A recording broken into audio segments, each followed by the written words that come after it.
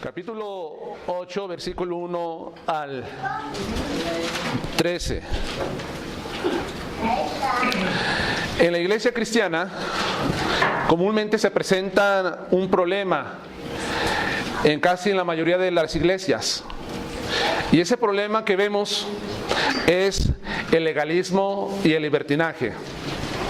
Cuando ambas cosas se manifiestan en una congregación, el resultado es desunión en la congregación.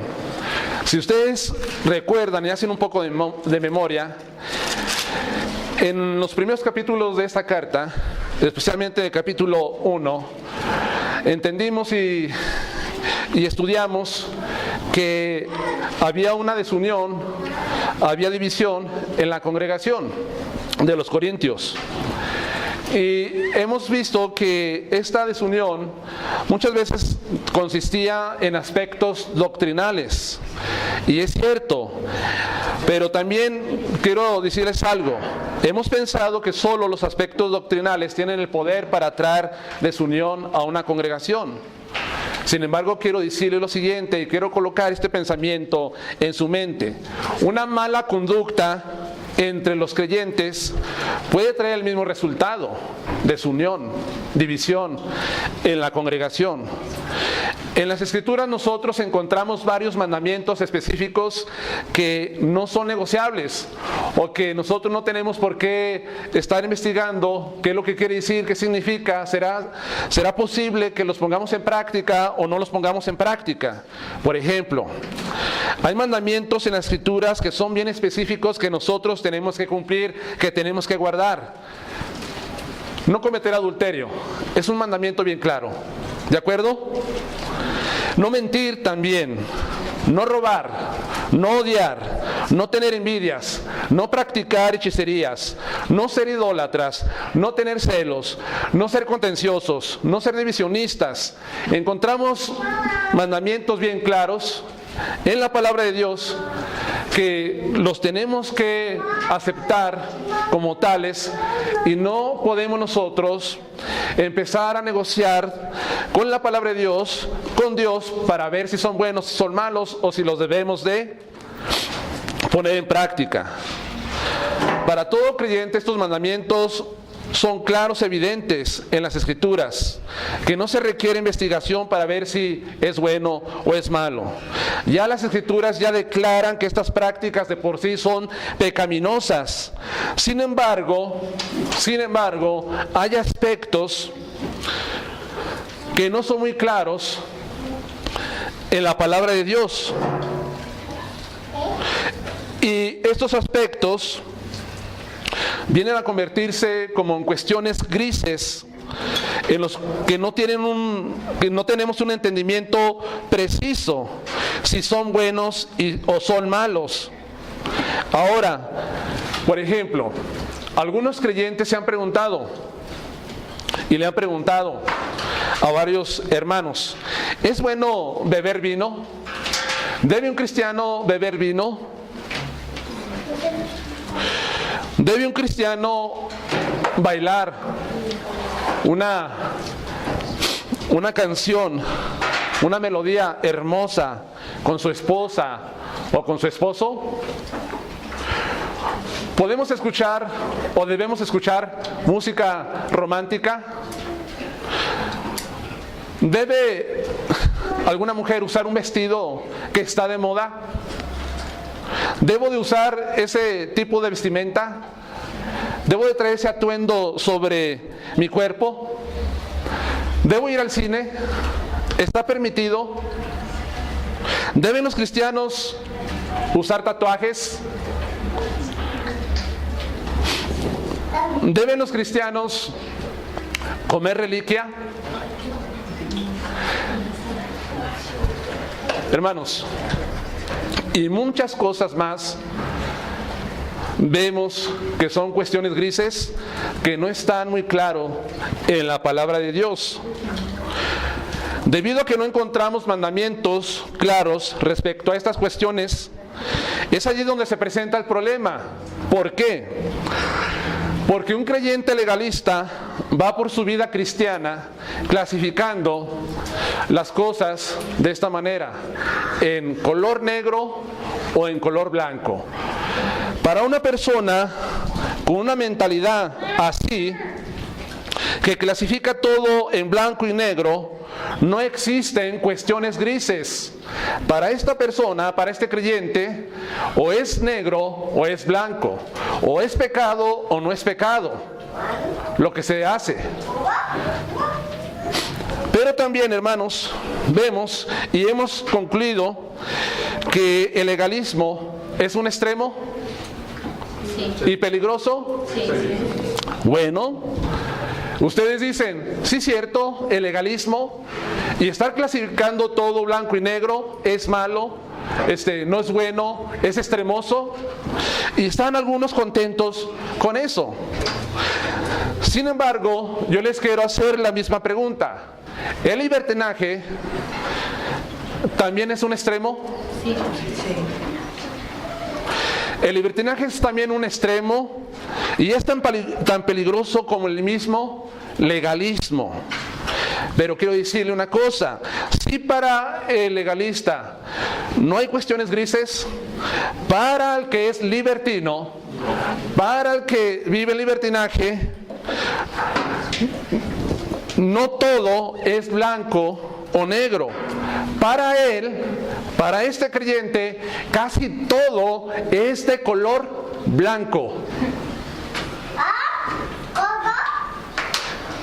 ¿Sí? Para personas con una mentalidad así, casi todo es blanco, casi todo es bueno. En otras palabras, al menos que este creyente, este cristiano, no lo encuentre claro en las Escrituras para clasificarlo como negro, como pecaminoso. Si no lo veo en la Biblia, no es pecado, no es pecaminoso. Por ejemplo, yo no veo en la Biblia el que tengo que asistir a los cultos de la iglesia y proponerme a ser lo más posible puntual y llegar a la congregación con anticipación, preparado para escuchar la palabra de Dios. No existe un mandamiento que diga que tienes que llegar con toda puntualidad a los servicios a la iglesia. Y como no aparece en la Escritura, muchos nos tomamos la libertad de, no importa, no tiene importancia lo que yo pueda hacer. Si no está en la Escritura, nadie puede decirme que estoy mal, no puede decirme que es pecado, no me puedes decir tú en ninguna manera que si uso tatuajes es pecado. No puedes decir eso. Enséñamelo en la Biblia para poderlo entender y para poderlo aceptar. Ese es el problema cuando tenemos una mentalidad libertina. Y por eso, en esta tarde, yo les traigo como tema la mala aplicación de la libertad cristiana. Ahora, ¿por qué les decía que tanto el legalismo como el libertinaje son peligrosos y son un problema en la congregación? Porque el creyente legalista siente en su corazón el no asociarse o el asociarse muy poco con el que es libertino, considerando que el libertino o el que está usando mal su libertad cristiana tiene poco freno y que tiene una vista muy corta. Es una persona que no tiene freno. En otras palabras, concluye el legalista. Pero el creyente libertino está en la misma situación. Siente en su corazón no asociarse con el creyente que él considera legalista. ¿Por qué? Porque se siente ofendido y juzgado por él, clasificándolo con esta palabra de santurrón.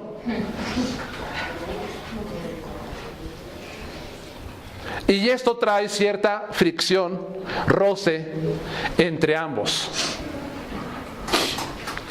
En Corintio estaban pasando el mismo problema entre los hermanos acerca de algunas cosas que les acabo de comentar.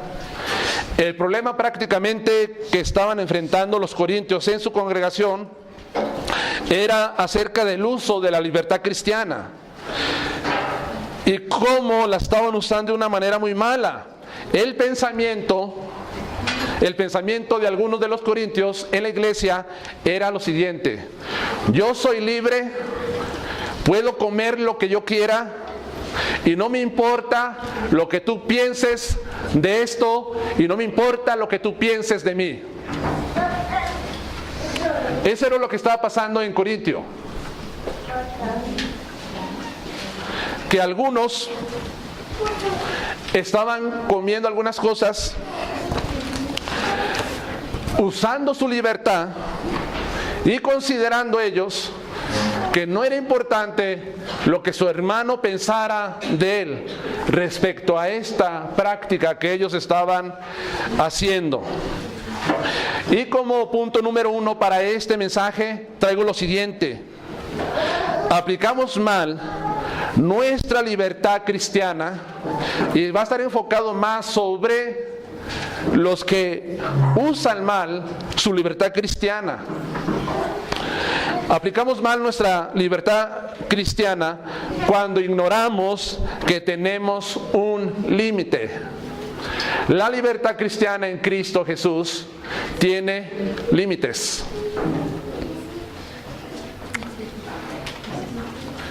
Para eso acompáñenme ahora sí a Corintios 8, versículo 1 al 13.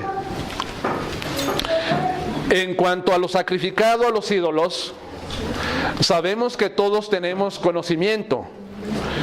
El conocimiento envanece, pero el amor edifica. Si alguno se imagina que sabe algo, aún no sabe nada como debe de saberlo. Pero si alguno ama a Dios, es conocido por Él. Acerca pues de las viandas que se sacrifican a los ídolos, sabemos que un ídolo nada es en el mundo y que no hay más que un Dios. Pues aunque hay algunos que se llamen dioses, sea en el cielo o en la tierra, como hay muchos dioses y muchos señores. Para nosotros, sin embargo, solo hay un Dios, el Padre, del cual proceden todas las cosas, y nosotros somos para Él, y un Señor Jesucristo, por medio del cual son todas las cosas, y nosotros por medio de Él. Pero no en todos hay este conocimiento, porque algunos habituados hasta aquí a los ídolos, comen como sacrificado a ídolos, y su conciencia, siendo débil, se contamina. Si bien la vianda no nos hace más aceptos ante Dios, pues ni porque comemos seremos más, ni porque no comemos seremos menos.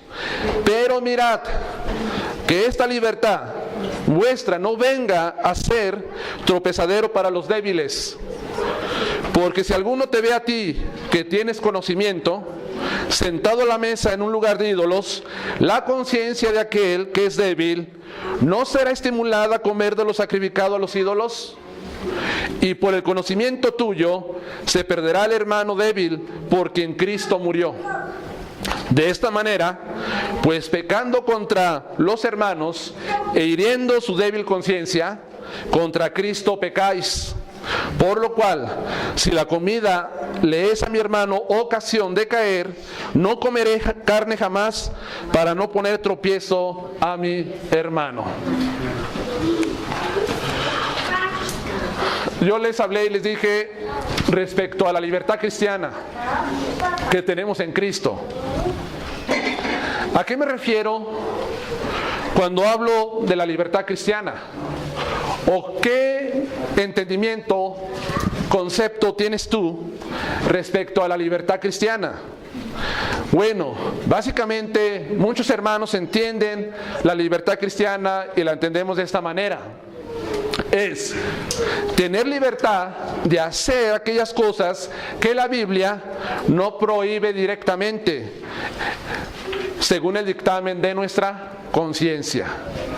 Entonces, como encontramos muchas cosas que la Biblia no prohíbe directamente,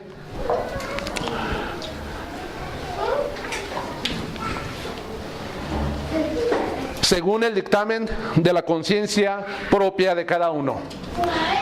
Esa es la libertad cristiana que tenemos. Algunos corintios están aplicando mal su libertad cristiana, ignorando que la libertad tiene pues esos límites. Ellos estaban escudándose en 3 razonamientos. Y esos razonamientos que ellos se estaban escudando son válidos. Quizás muchas veces la libertad que tú tienes en Cristo para hacer ciertas cosas, tú vas a encontrar razonamientos válidos para poderlo hacer. Bueno, los corintios estaban en esta misma situación. Ellos encontraron razonamientos válidos para comer carne sacrificada a los ídolos. El primer razonamiento que encontramos está en el versículo 1. Y es lo siguiente, lo que Pablo está diciendo. En cuanto a lo sacrificado a los ídolos, sabemos, esa palabra es muy interesante, sabemos que todos tenemos conocimiento. En la cultura griega se hacían muchos sacrificios a diferentes dioses. Recuerden que los griegos era una cultura politeísta. ¿A qué me refiero con politeísta? Que creían en muchos dioses, en muchas divinidades. Y las gentes ofrecían sacrificio para que les ayudaran en diferentes necesidades de su vida. El objetivo de ofrecer un sacrificio era obtener el favor de Dios y también purificar a través de este sacrificio los alimentos que ellos ofrecían a su deidad. Purificar los alimentos de espíritus malos o de demonios. Ellos estaban en la superstición. Los griegos, igual que muchas culturas, la romana y también la cultura mexicana, porque la cultura mexicana también, los países latinoamericanos, la mayor parte, pues todavía se sigue con estas prácticas de ofrecer sacrificios a los dioses falsos. Pero el sacrificio que ellos estaban ofreciendo consistía en ofrecer un animal y después dividirlo en 3 partes. Una parte se quedaba para el sacerdote que estaba en el templo. La segunda parte se quedaba para el que ¿cómo se dice? El que ofrecía, ofrendante, se quedaba para él. Y la tercera parte era quemada en el altar, en el templo. Ahora, como se hacían muchos sacrificios en ese tiempo, los sacerdotes pues se llenaban de mucha carne y ellos buscaron la forma de deshacerse de ella. ¿Para qué querían tanta carne ellos? ¿Qué hacían? Esa carne la vendían a la carnicería, al carnicero, y el carnicero se las compraba. Los que ofrecían ese sacrificio, la carne que les pertenecía a ellos, si tenían una boda, si tenían unos 15 años, si tenían cualquier evento social, la utilizaban para la comida. Y también los que iban a comprar a la carnicería, pues compraban su carne, después la llevaban a su casa, y eran algunos cristianos y invitaban a otros cristianos a comer a su mesa, y se estaba presentando un problema. Ellos sabían claramente que lo sacrificado a los ídolos pues en nada afectaba la comida. La comida no tenía cómo explicárselo, no perdía su sabor, no perdía lo original de lo que es la comida por el simple hecho de ofrecerlo a los ídolos. Y la cuestión, ¿debían estos cristianos comprar carne sacrificada a los ídolos? ¿Deberían los cristianos asistir a eventos sociales donde se empleó la carne sacrificada a los ídolos? Esa era la cuestión.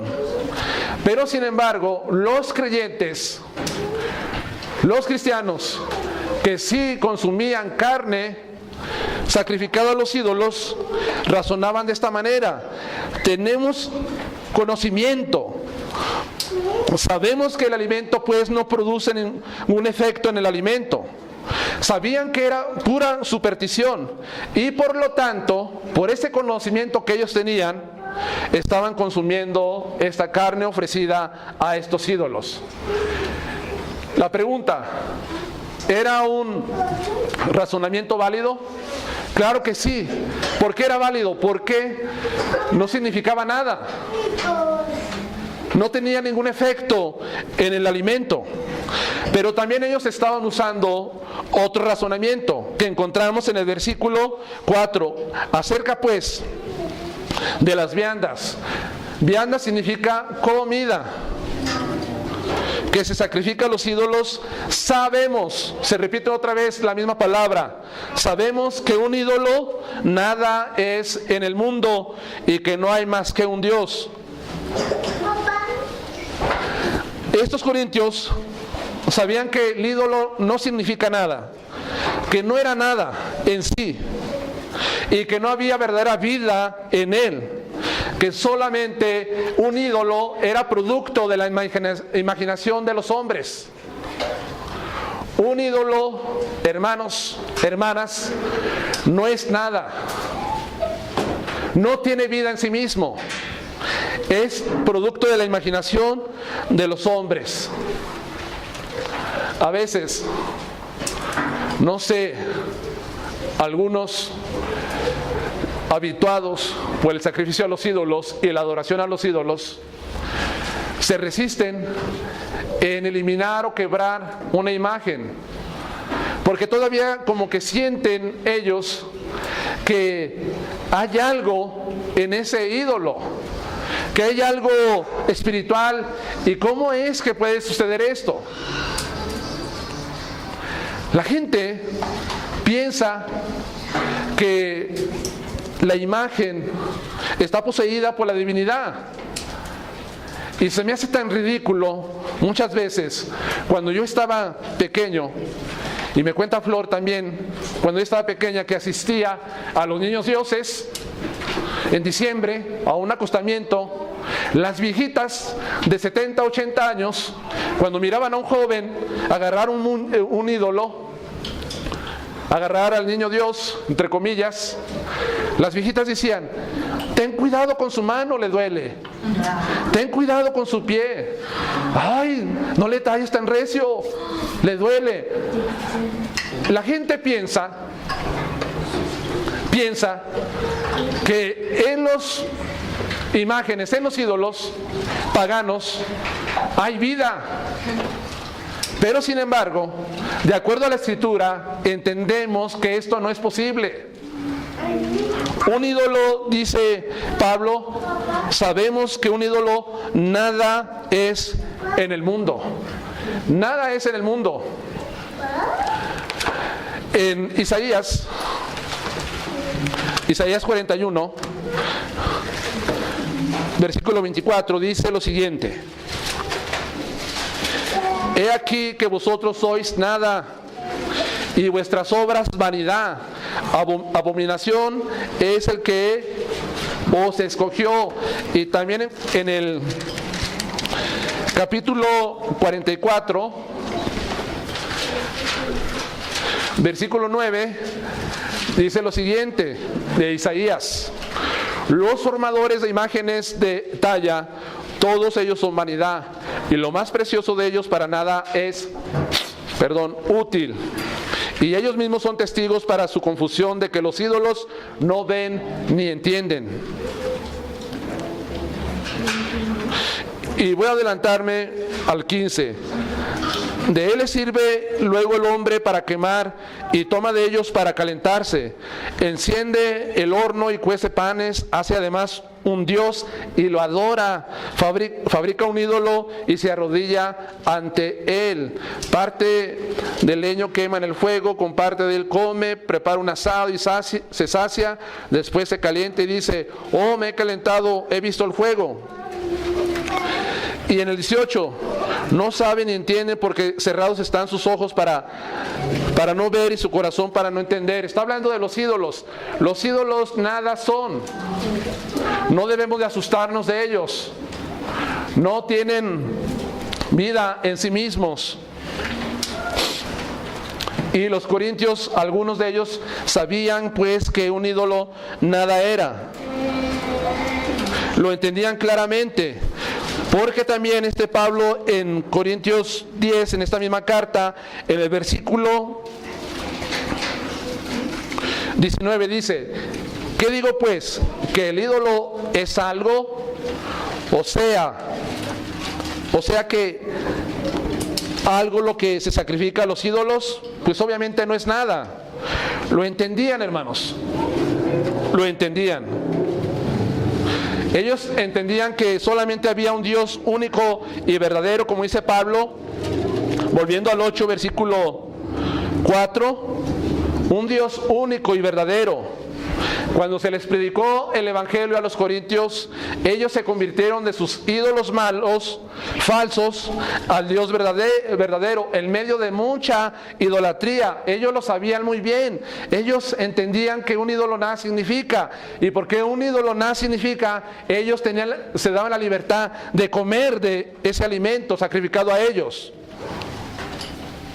Y Pablo sigue diciendo que no hay más que un Dios, en el versículo 6, y un Señor, del cual proceden todas las cosas y nosotros somos en Él, y de Jesucristo, del cual por medio del cual son todas las cosas y nosotros por medio de Él.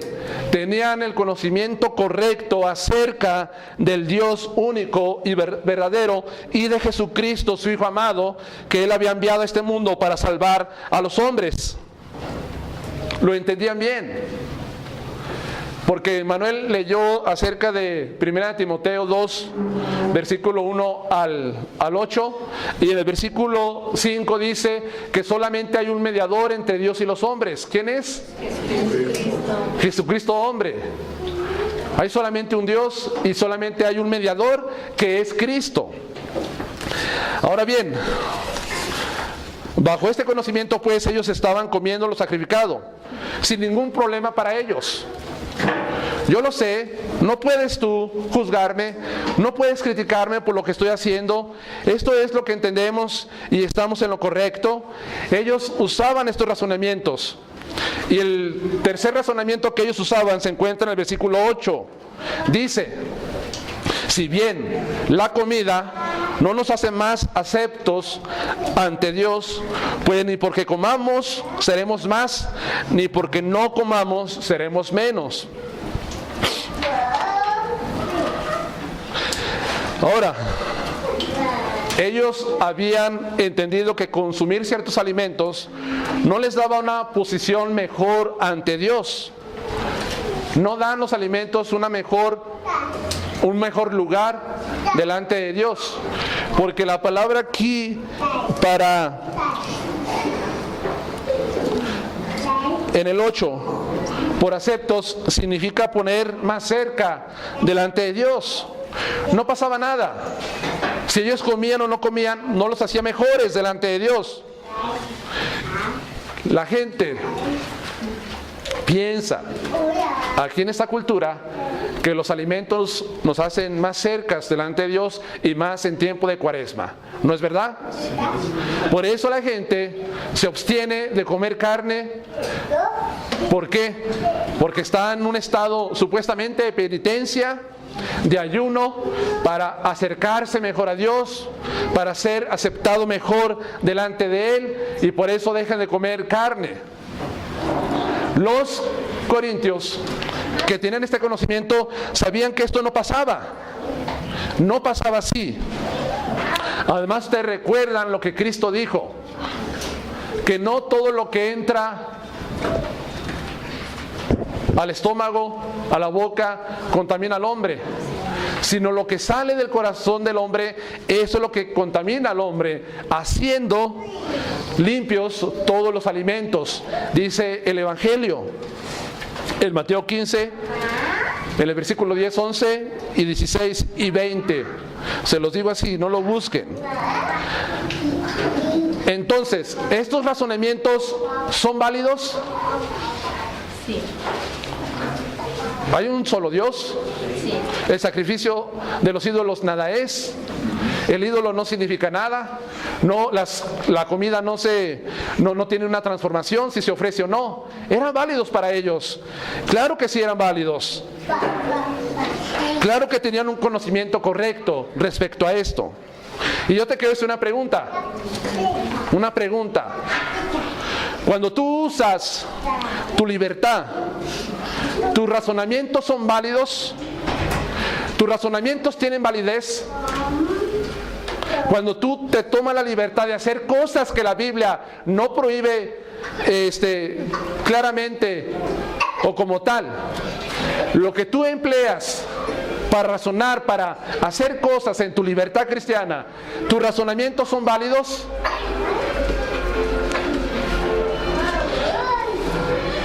Lo ven ustedes de esta forma. Te tomas una copa de vino o te tomas una cerveza y quizás tu razonamiento va a ser no es borrachera. La Biblia prohíbe la borrachera, mas no tomarse una copa de vino o una cerveza. Ese es el razonamiento. Y tal vez, usando ese razonamiento, puedes concluir que lo puedes hacer. ¿Sí me están entendiendo? Cuando alguien se pone un tatuaje en su mano, en su espalda, en su pie, lo hace. ¿Cuál es el razonamiento que utiliza este hermano para ponerse ese tatuaje en su libertad cristiana? El razonamiento que comúnmente escucho en muchos es el siguiente: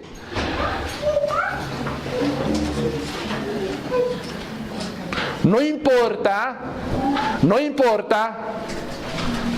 lo de afuera, lo que importa es lo de adentro, es lo del corazón, es el interior, es el ser.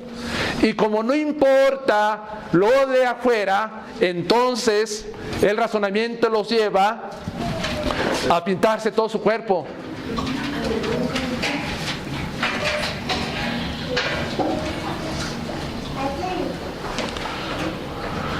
¿Me están entendiendo? Que muchas veces los creyentes razonan de esta forma. Hay un asunto muy importante, hermanos, que muchos me han preguntado y les han preguntado a ustedes, y es lo siguiente: en tu libertad cristiana, cuando usas cierto tipo de ropa,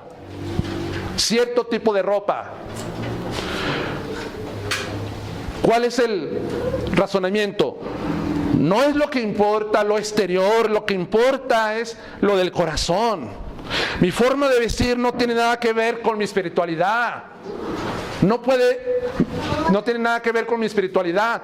Una persona puede andar con una falda hasta el tobillo y puede ser una persona hipócrita. Una mujer puede andar con una minifalda corta y puede ser la mujer más espiritual. Y se razona de esta forma.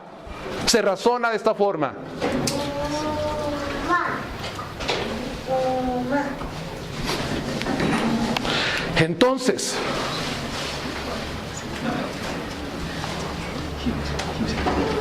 los razonamientos que nosotros tenemos ¿tienen validez? Muchas veces sí, pero muchas veces no. Hermanos,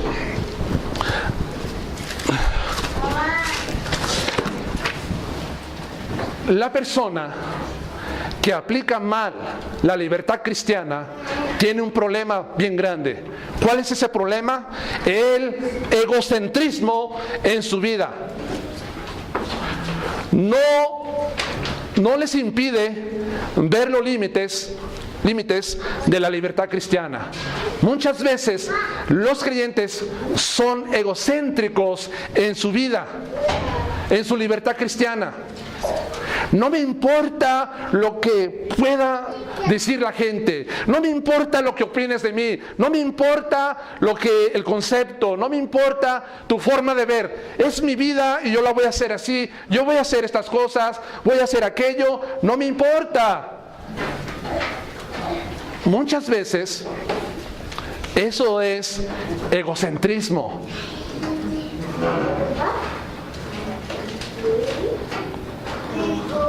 Entonces, tanto usarla de una manera incorrecta, la libertad cristiana, es peligroso como también llegar al legalismo. Los dos extremos son malos.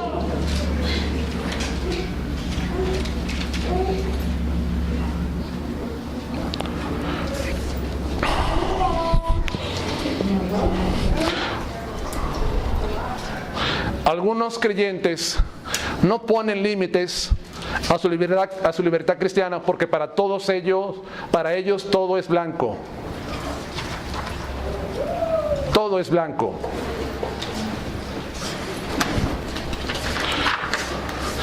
Pero, ¿cuál es el límite? ¿Cuál es el límite de mi libertad cristiana en Cristo? Y esto lo lleva al punto número 2. Y lo voy a ver en el versículo 9 y 10. El límite de mi libertad cristiana está en hacer tropezar y herir la conciencia débil del hermano. El límite de mi libertad cristiana está en hacer tropezar y herir la conciencia débil del hermano cristiano. En el versículo 7 dice Pablo: pero no en todos hay este conocimiento, porque algunos habituados hasta aquí a los ídolos comen como sacrificado a ídolos y su conciencia, siendo débil, se debilita.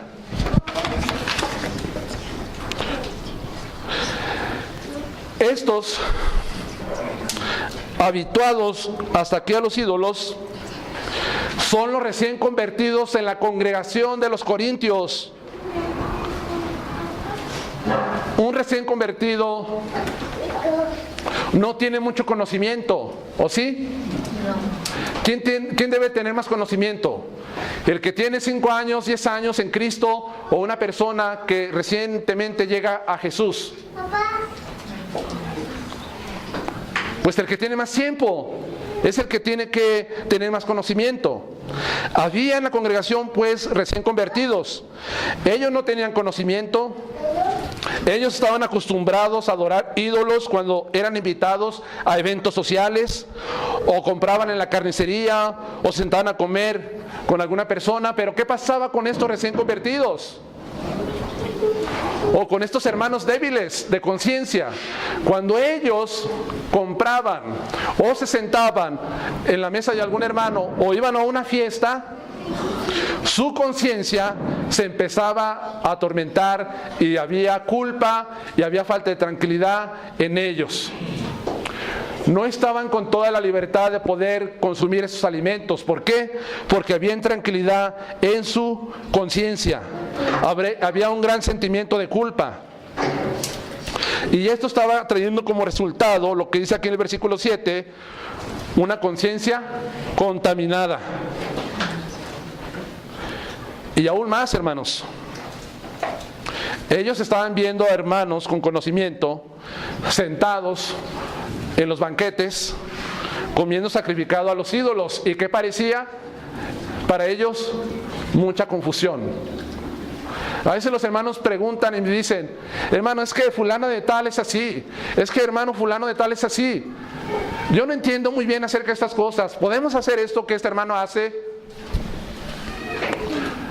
explíqueme por favor, porque no tengo mucho conocimiento. Estoy confundido o confundida. No tengo paz si yo hago estas cosas. Pues es lo que estaba pasando con los creyentes débiles e inmaduros nuevos en la congregación de los corintios. Por ejemplo, un judío se le prohibió no comer carne de cerdo, ¿verdad que sí? Cuando se convierte a Cristo, es libre, tiene libertad. Porque en un pasaje de la Escritura dice que Dios santificó todos los alimentos. Cuando Pedro ve la visión en un lienzo con muchos animales, y puede comer de todo, pero él como trae un trasfondo cultural, alimenticio, aunque él sea cristiano, si él va, este judío, vamos a entenderlo en esa época, va a la casa de un creyente y están comiendo chicharrón, carnitas de cerdo, él, por todo lo que su trasfondo cultural, alimenticio, él no lo va a hacer. Y puede ser que él se sienta ofendido por esto. No porque en sí sea una persona débil, sino porque todo lo que encierra su trasfondo cultural le impide consumir cerdo. Lo mismo pasa muchas veces con el que toma vino. Dicen, no es malo tomar una copa de vino. No. Alguien puede razonar, no. Pero ¿qué tal si te la tomas delante de uno que fue alcohólico? Y si tú le dices, tómate una copita, no te va a hacer daño. Y él se la toma, pero está en su conciencia una lucha tremenda y se siente culpable y se siente intranquilo y no tiene paz. Eso pasaba en ese tiempo con estos creyentes con débil conciencia. Y Pablo quiere enseñar a los que tenían conocimiento a que no usen esa libertad para hacer tropezar a los demás y herirlos en sus conciencias. Porque el versículo 9 dice, pero mirad, que esta libertad vuestra no venga a ser tropezadero para los débiles.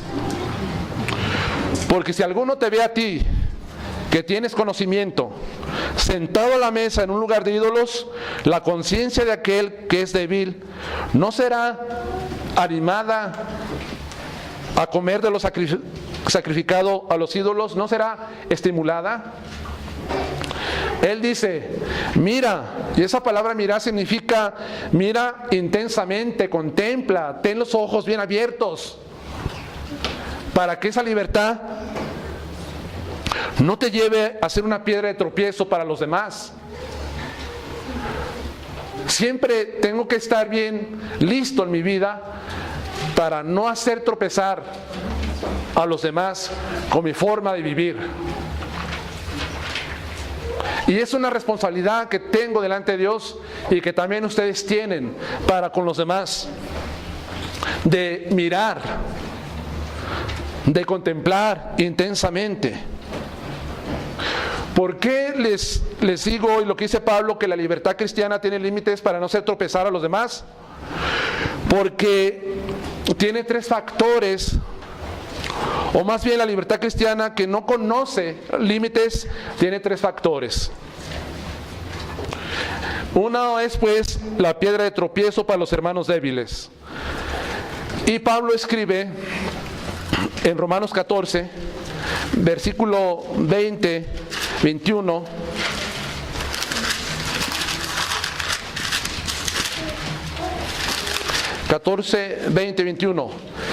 Dice, pero si por causa de la comida tu hermano es contristado, ya no andas conforme al amor.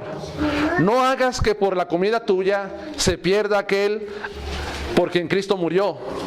No sea pues vituperado vuestro bien, porque el reino de Dios no consiste en comida ni bebida, sino en justicia, paz, gozo en el Espíritu Santo. Pablo dice que si tienes libertad para comer, pero si por causa de esta comida tu hermano tropieza, dice que no lo hagas porque ya no andas conforme al amor. Y además Cristo hizo una advertencia bien grande. Cristo hizo una advertencia grande. Esa advertencia grande que Cristo hizo en cuanto a los que hacen tropezar a otros, lo encontramos en Mateo capítulo 18, versículo 7.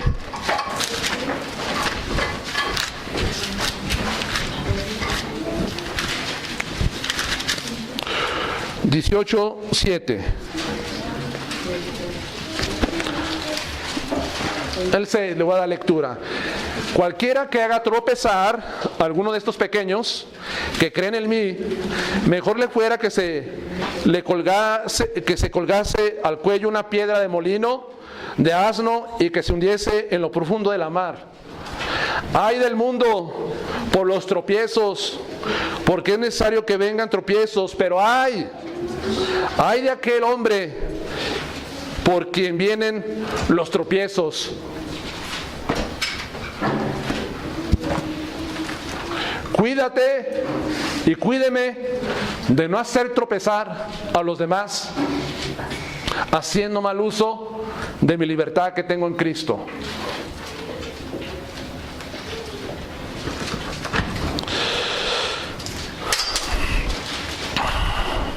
Ahora,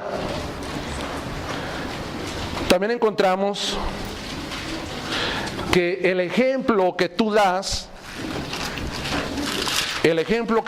a los demás los va a animar a hacer lo mismo.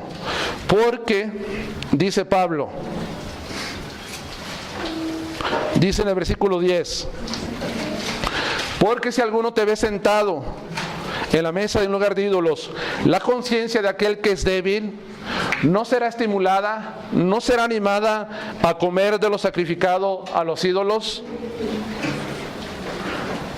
No será estimulada la conciencia. No dirán los hermanos, pues si el hermano Humberto lo hace, ¿por qué yo no?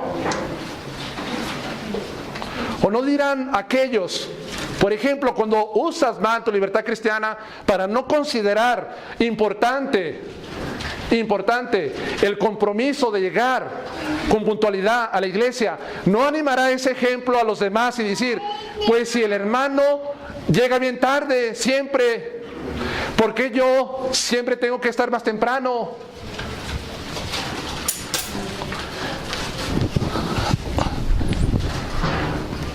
¿Y qué pasaría si José Luis y Josué siempre llegan tarde al servicio? Si aún estando con puntualidad, no ha sido un buen ejemplo, bueno, ha sido un buen ejemplo, pero no ha sido, ¿cómo se dice? Seguido. Imagínense que lleguen tarde, los demás van a decir, pues si no llegan tarde, si ellos llegan tarde, ¿por qué yo voy a llegar siempre? ¿Por qué yo siempre que soy, nomás porque soy tu esposa, nomás porque yo soy la esposa de un anciano, de un pastor, yo siempre tengo que estar en los servicios, yo siempre tengo que llegar tarde? ¿Por qué no miras a los demás? ¿Y qué es? Es un mal ejemplo tanto para tus hijos como para los hermanos también. ¿O no es verdad? La conciencia del que es débil no se verá estimulada para esto. De lo que tú no consideras pecado, el otro lo va a seguir. Así dice la palabra de Dios.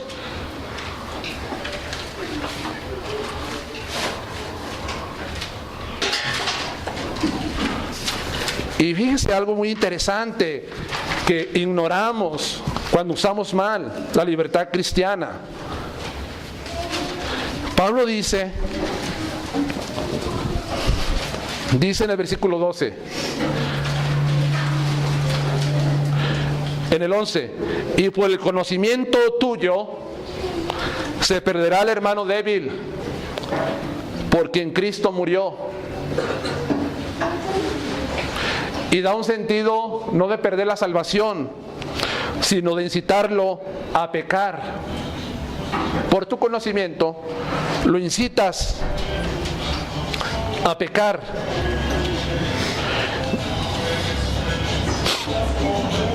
Porque en Cristo murió.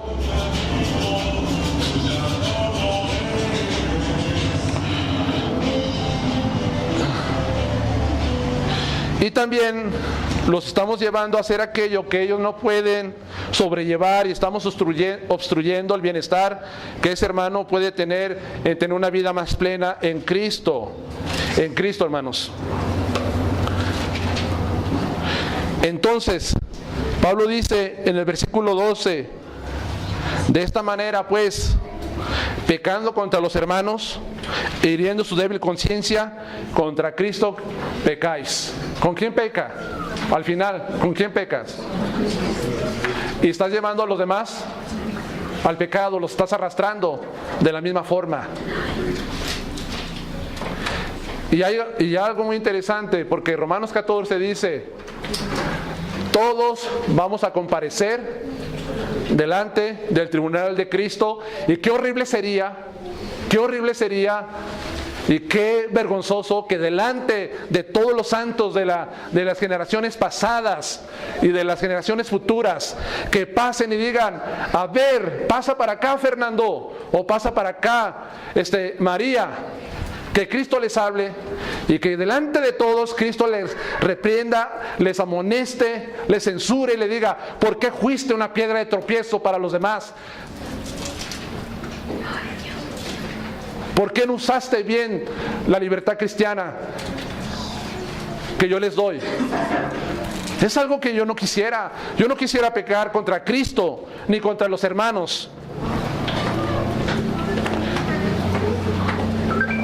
¿Por qué la conciencia del que es débil es contaminada? ¿Pero por qué es débil su conciencia? Porque es espiritualmente débil e inmaduro. Dios siempre actúa a través de la conciencia. El Espíritu Santo usa la conciencia para dar dirección, y no es correcto violar la conciencia que Dios nos ha dado. A medida que una persona cristiana va desarrollando y va creciendo y madurando, va ampliando los límites de su conciencia, esa persona, ese cristiano. Entonces, ¿sí me están entendiendo? ¿O me regreso a explicarlo nuevamente?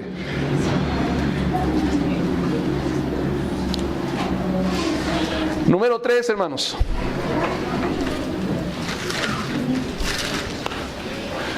La libertad cristiana debe ejercerse en base a una relación de amor por los demás. En base a una relación de amor por los demás. En el versículo 1 al 3 dice: el conocimiento envanece, pero el amor edifica. Si alguno se imagina que sabe algo, aún no sabe nada como debe de saberlo. Pero si alguno ama a Dios, es conocido por Él.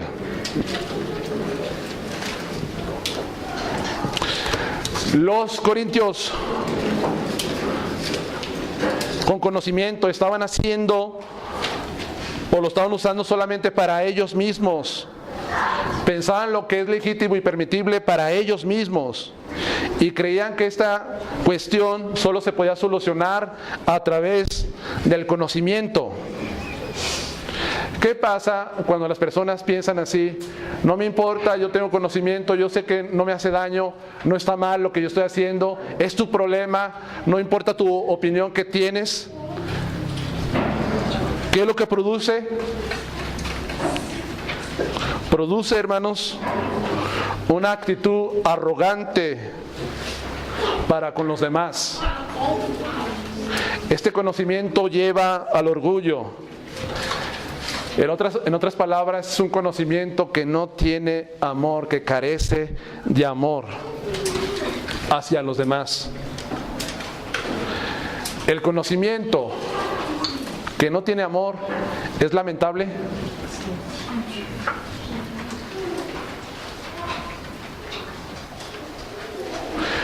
Las personas pueden tener toda clase de virtudes, de habilidades, pero si no tienen amor,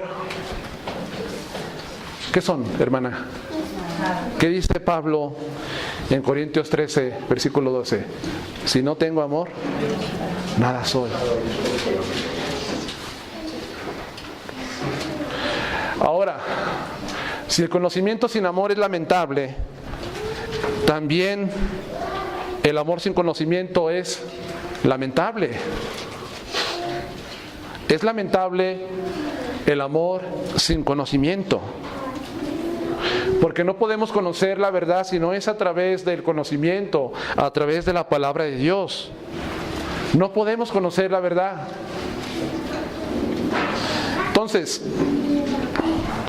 ahorita estabas exhortando, Josué, sobre la lectura de la palabra de Dios. Y es bien triste que creyentes, 1 año, 2 años, 3 años, 5 años, 6 años, 7, 8 años, 12 años, 13 años en Cristo, y no tienen nada de conocimiento.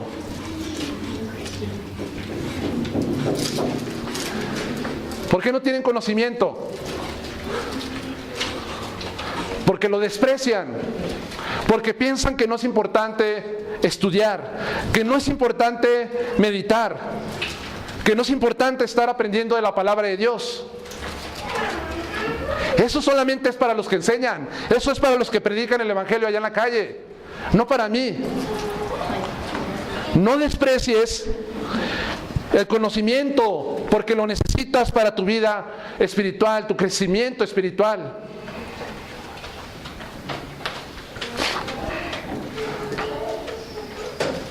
Entonces, conocimiento sin amor es lamentable. Amor sin conocimiento es igual, lamentable. Estos corintios reclamaban sus derechos de comer carne porque tenían conocimiento, a pesar de causar tropezadero para los demás.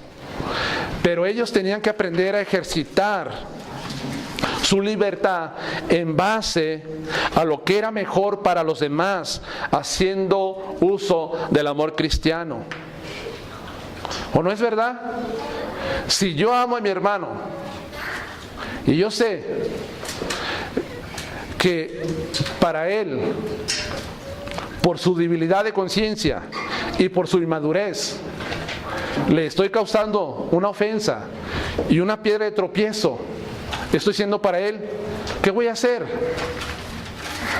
No voy a comer reliquia, no voy a tomarme una cerveza, no voy a tomar vino.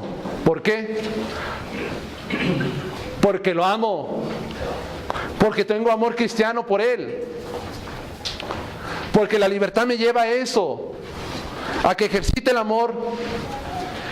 Y debo de hacer y conducirme lo que es mejor para mi hermano cristiano.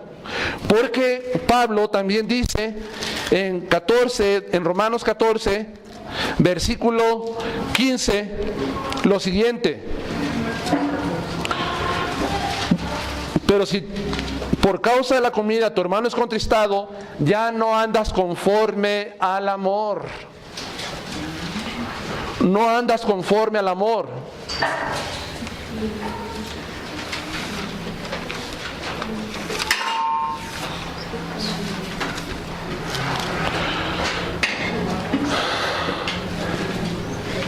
Entonces, por amor a mi hermano, no voy a hacer cosas que le puedan ofender y que puedan debilitar su conciencia y lo hagan tropezar. Volvemos a Corintios 8 y dice en el 3, verso 3, pero si alguno ama a Dios, es conocido por Él. Aquí un maestro de la Biblia nos ilustra y nos dice lo siguiente. Pablo dice implícitamente que alguien que es amado por Dios y ama a Dios, él amará también a otros creyentes a quien Dios ama.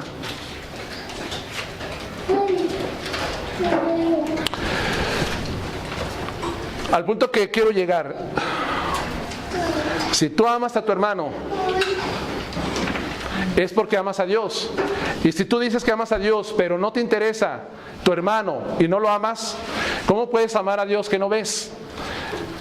Si a tu hermano que ves no lo amas, ¿cómo puedes amar a tu hermano que no ves, a Dios que no ves? Una persona que ama a Dios, Dios le conoce, pero también amará a los hermanos en Cristo Jesús.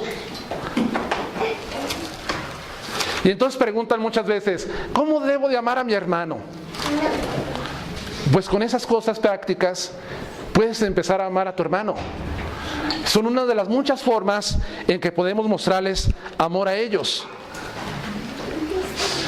Primera de Juan 5, versículo 1, todo aquel que cree que Jesús es el Cristo es nacido de Dios, y todo aquel que ama al que engendró, ama también al que ha sido engendrado por él. O sea, ama a los demás hermanos. Amar, hermanos. Y básicamente termino con esto. La enseñanza está en que no debo usar mal mi libertad en base a mi conocimiento y derechos que tengo, sino más bien en base al ejercicio del amor abnegado para los creyentes débiles. Y no tratar de agradarme a mí mismo, sino seguir el ejemplo de Cristo. La pregunta, ¿Cristo se agradó a sí mismo? ¿Se agradó a sí mismo Cristo? ¿Exigió sus derechos? Claro que no. Cristo no exigió sus derechos, porque Romanos 15, versículo 1 al 3 dice, así que los que somos fuertes debemos soportar las flaquezas de los débiles y no agradarnos a nosotros mismos. Cada uno de nosotros agrade a su prójimo, ¿en qué? En lo que es bueno. ¿Para qué? Para edificarlo, para construirlo. Porque ni aun Cristo se agradó a sí mismo. Antes bien, como está escrito, los vituperios de los que te vitupereaban cayeron sobre mí. Tenemos el ejemplo de Cristo. Cristo no exigió sus derechos en ese momento. Cristo, su mayor enfoque era en agradar, ofrecerse, abnegarse, tener un amor sacrificado, abnegado por los hermanos.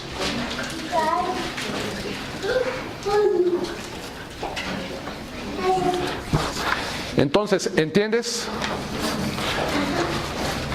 Entendemos claramente que no debemos aplicar mal nuestra libertad cristiana que tenemos que tiene límites, que la libertad cristiana está en no hacer, el límite de la libertad cristiana está en no hacer tropezar a los hermanos, y que el amor es el ejercicio por el cual tú vas a tratar de agradar a los hermanos y no agradarte a ti mismo.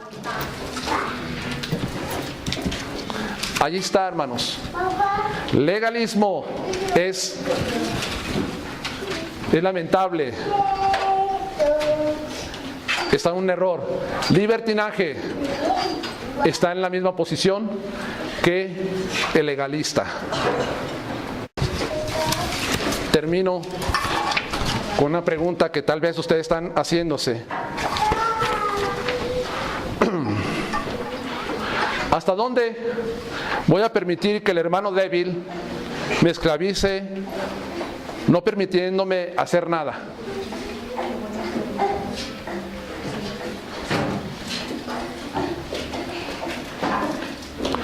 ¿Hasta dónde voy a permitir que el hermano débil me esclavice, no permitiéndome hacer nada?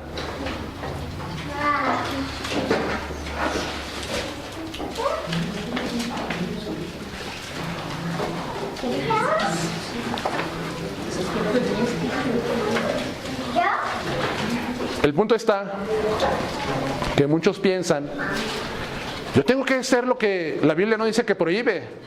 Yo no tengo que estar esclavizado a lo que el otro piense. Y usan la palabra esclavizar. La pregunta dice esclavizar. ¿En verdad ustedes creen que es una esclavitud hacia el hermano débil de conciencia? Si nosotros nos abnegamos a nosotros mismos, no para agradarnos a nosotros, sino a los demás. ¿Lo ven así? ¿Es una esclavitud?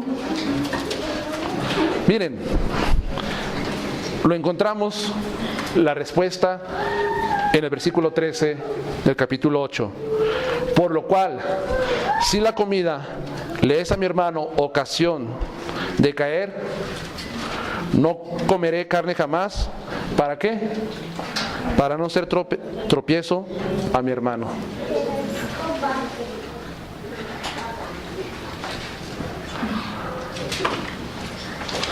¿Qué vemos aquí de Pablo? Lo que él está exponiendo, vemos la motivación hecha por amor, ¿no? La motivación hecha por amor. La esclavitud es hecha a la fuerza.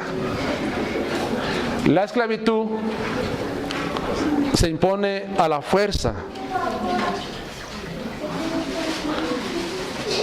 La motivación por amor es edificar al hermano y entonces no es esclavitud.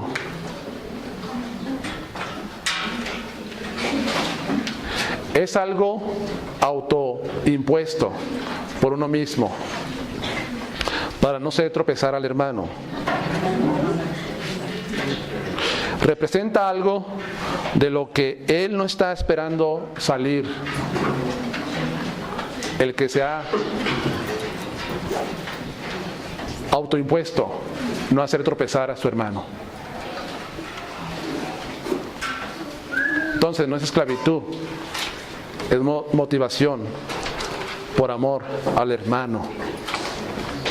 Espero que lo entiendan, hermanos, y que lo entendamos todos.